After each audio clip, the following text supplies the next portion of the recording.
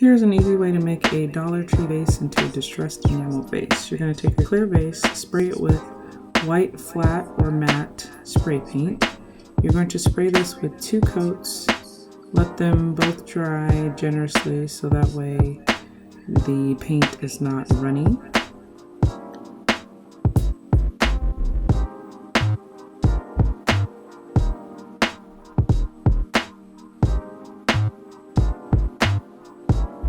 Next, you're going to take your blue and brown paint, mix them together in a mixing cup, and use a bristle brush to paint this on. You're going to brush off dab off some of the paint onto a paper towel, and you're going to just kind of flick and lightly brush the paint, like dry brush the paint onto the distressed areas that you want.